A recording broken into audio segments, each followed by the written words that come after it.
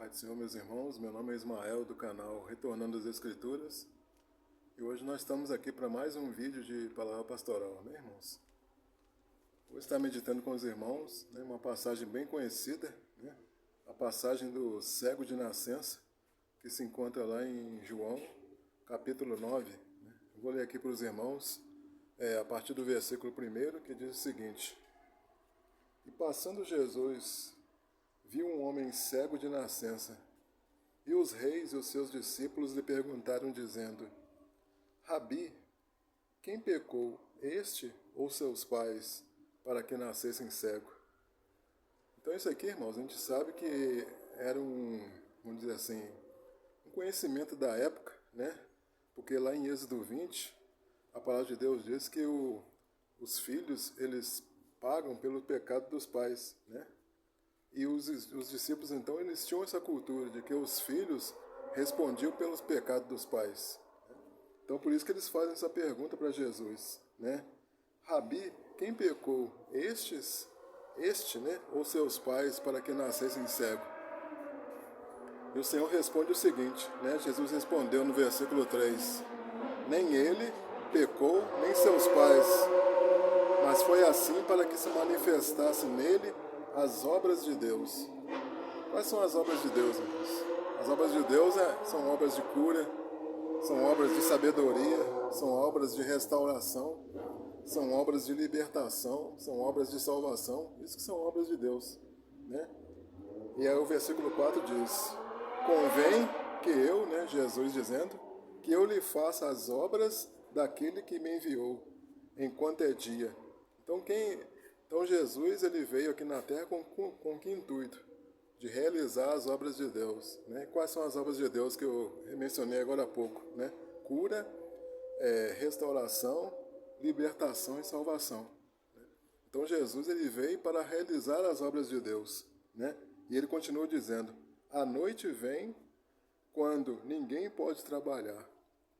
Essa expressão noite aqui, irmãos, está querendo se referir a trevas, né? Então haverá um tempo de trevas em que ninguém possa trabalhar, né? Então é interessante essa ligação entre trevas e a cegueira, né?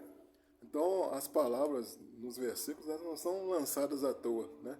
Então a gente vê aqui que existe uma relação entre o fato da pessoa ser cega e as trevas, né?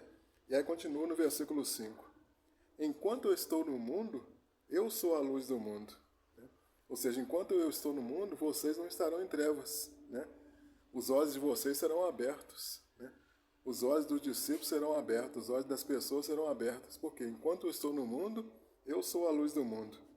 E o versículo 6 diz: Tendo dito isto, cuspiu na terra e com a saliva fez lodo e entrou e untou com lodo os olhos do cego. Então, irmãos, uma coisa interessante que a gente vê nessa passagem da palavra do Senhor, né, e que nós podemos tomar para a nossa vida é o seguinte: todos os homens, né, todos os homens que vêm ao mundo, por natureza, eles são cegos, né? Então, todos os homens, por natureza, eles são cegos. Então, essa passagem está querendo mostrar para a gente isso, né? Todos os homens que vêm ao mundo, por natureza, são cegos. O que é preciso fazer com isso? É preciso que a luz resplandeça. É preciso que a luz de Deus resplandeça sobre a vida das pessoas, para que as pessoas elas não continuem em trevas. Então Jesus está falando: por isso que eu vim ao mundo. Eu vim ser a luz do mundo. E Jesus veio trazer exatamente luz para aquelas pessoas que estão em trevas, né? Então essa cegueira, irmãos, representa as pessoas que estão em trevas. E Jesus, ele veio com esse objetivo, né? E aí, então Jesus, ele utilizou de todo um processo para que aquele cego ele fosse tirado todas as trevas dele, toda a cegueira dele, né? Então por isso que Cristo, né, ele utilizou daquele processo para poder mostrar para os discípulos, né, que aquele homem estava cego, mas ele passou a ver, né? Então o que Jesus fez, né? Porque aquele homem, ele era cego também espiritualmente, né? Ele estava habituado com aquela cegueira dele. Então o que Jesus fez? A palavra de Deus diz que ele fez lodo, né? Em seguida ele aplicou o lodo nos olhos daquele cego. Aí alguém pode perguntar, mas quando ele cuspiu na terra e aplicou o lodo nos olhos daquele povo, será que não fez para piorar? Né? Alguém pode pensar assim, né? Isso aí vai piorar os olhos do cego. Mas não, irmão, isso aí tinha todo um propósito. Né? Por quê? Porque aquele homem, ele era cego espiritual. Se ele era cego espiritual, ele estava habituado na sua cegueira.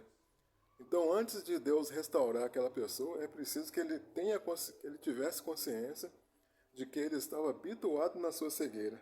Né? Tanto é que ele não percebe os olhos. Né?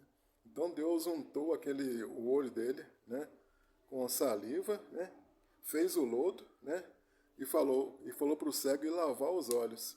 Naquele momento, irmãos, em que o cego foi lavar os olhos, foi que o cego percebeu os seus olhos. Foi que o cego percebeu a sua cegueira.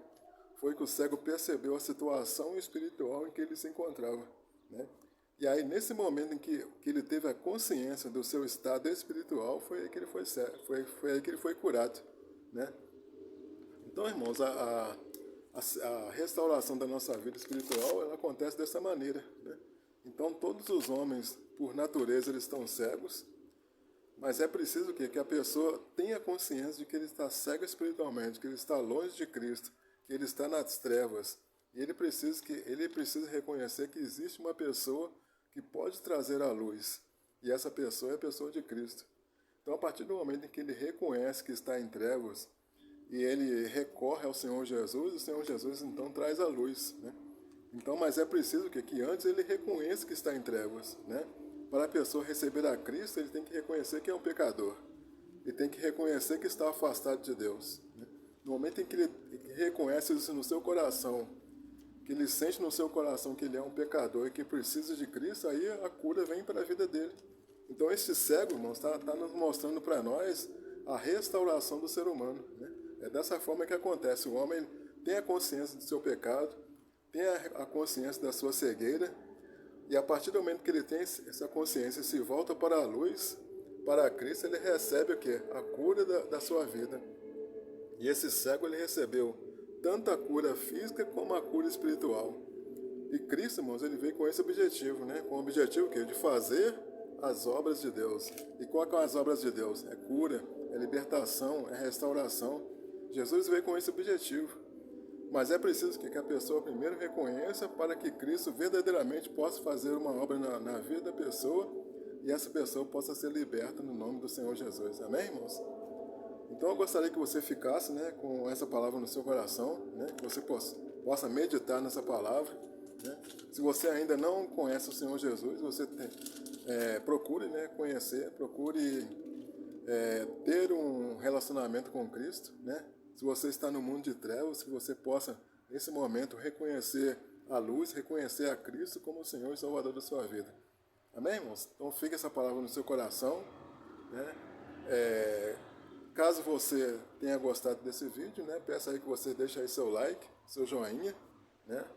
E se você ainda não é inscrito no nosso canal, irmãos, peço que você se inscreva no canal, né? Nós temos aí muitos estudos da Palavra de Deus, né?